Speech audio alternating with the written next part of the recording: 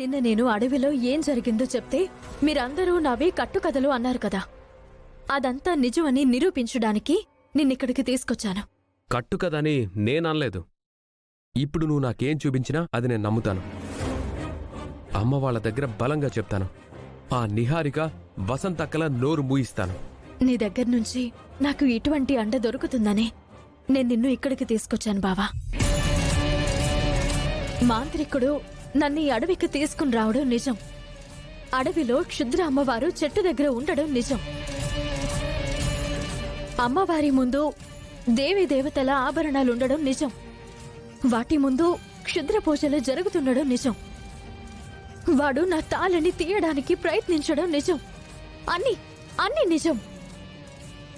అవన్నీ నీకు ఆధారాలతో సహా నేను నిరూపిస్తాను.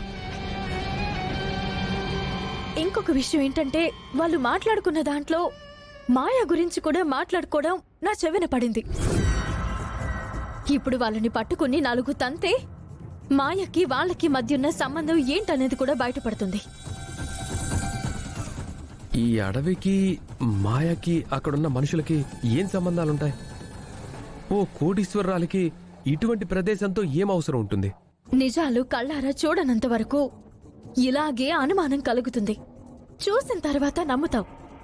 నా మాటలు అబద్ధం కాదు అని నిరూపిస్తాను. నాతో రా. ఇంకా ఆభరణాల గురించి నరమానవుడు కనిపెట్టడం కష్టం. అవని సామాన్యురాలు కాదు సామి. దాన్ని మనం తక్కువ అంచనా వేయలేము. తను ఎలాగైనా కనిపెడుతుందని నా భయం.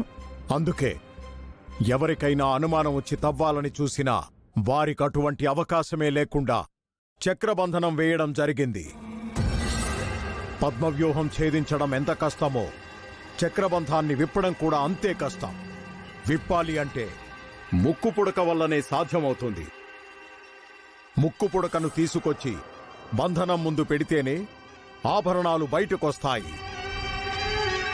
ముక్కు పుడకను చూపిస్తేనే ఆభరణాలు కనబడతాయి, లేదంటే దర్శనమివ్వవు.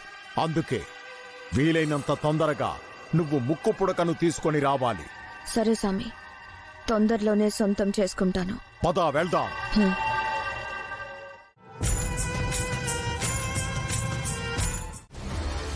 ఏంటి sir problem? Have a look.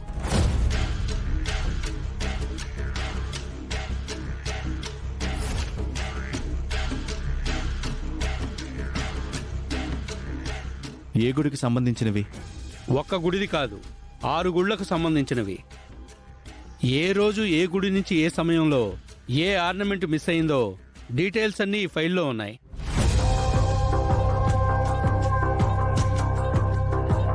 వీలైనంత తొందరగా వీటిని సేకరించాలని మేము గవర్నమెంట్ను కోరగా పోలీస్ డిపార్ట్మెంట్ వారికి ఈ కేసును అప్పజెప్పకుండా స్పెషల్ ఇన్వెస్టిగేషన్ ఆఫీసర్గా మిమ్మల్ని నియమించారు. అవి ఎవరు దొంగిలించారో గుడి దగ్గర ఉన్న సీసీ కెమెరాల ఫుటేజ్లో కూడా కనిపించకుండా దొంగతనం చేశారు. టెక్నికల్గా కెమెరాలు పనిచేయకుండా చేశారు. ఎవరి చేతుల్లోకి చేరుకున్నాయో తెలియడం లేదు. వీలైనంత తొందరగా ఫైండ్ అవుట్ చేయాలి. అలాగే ఈ విషయాలు భక్తులకు అస్సలు తెలియకూడదు. తెలిస్తే గోలగోల అయిపోతుంది. వెరీ వెరీ సీక్రెట్గా ఆపరేషన్ జరగాలి. భక్తులకు తెలిస్తే వాళ్ల మనోభావాలు దెబ్బతింటాయి. వీలైనంత తొందరగా దోషుల్ని పట్టుకుంటాను. Okay sir. ఎంక్వైరీ ఎప్పుడు మొదలు పెడతారు? ఆల్రెడీ నా ఎంక్వైరీ స్టార్ట్ అయిపోయింది సార్. పెళ్లిని ఆపడానికి కుట్రలు చేస్తున్నావు. ఇంకా ఇవన్నీ మానుకో. మాయ గురించి నువ్వు ఎటువంటి నిజాలు బయట పెట్టలేకపోయావు. ఇంక నీ మెడలోని మాంగళ్యాన్ని అడ్డుపెట్టుకుని మమ్మల్ని బెదిరించడం మానే.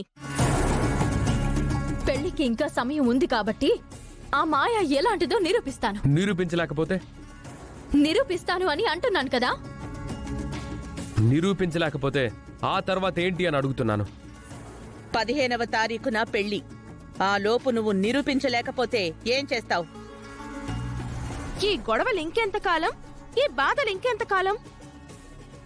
అందరికీ మనశ్శాంతి లేకుండా చేస్తున్నావు. ఇదిగే, ప్రతి సీరియల్కి ప్రతి సినిమాకి ఒక ముగింపు కావాలి కదా. అది ఎలా? ఎప్పుడు? పెళ్లికి ముందు నువ్వు మాయ గురించి నిరూపించలేకపోతే ఏం చేస్తావో చెప్పు. సమాధానం చెప్పకుండా అలా వెళ్ళిపోవడం పద్ధతి కాదమ్మా. జవాబు చెప్పలేని నీకు శబదాలెందుకే? నీ మౌనానికి అర్థమేంటి? తాళిని అడ్డం పెట్టుకొని ఇంకా ఇంకా మాకు నరకం చూపించాలనుకుంటున్నావా? ఆ తాళి నిన్ను ఎగతాళి చేసే రోజు దగ్గరలోనే ఉంది. ఇక మీదట అది తాళవదు, కేవలం ఒక తాడవుతుంది.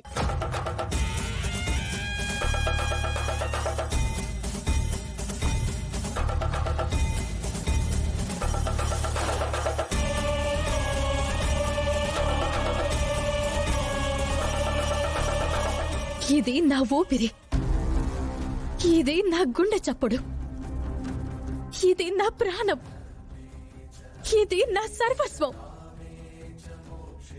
దీనికోసమే ఇంతకాలంగా నా మానసిక సంఘర్షణ, దీనికోసమే ఇంతకాలంగా నా యుద్ధం. ఇదే నన్ను గెలిపిస్తుంది అని నా నమ్మకం.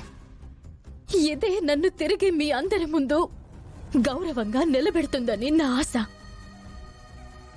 ఒకవేళ గడువులోగా అలా జరగని క్షణాన ఈ తాళిని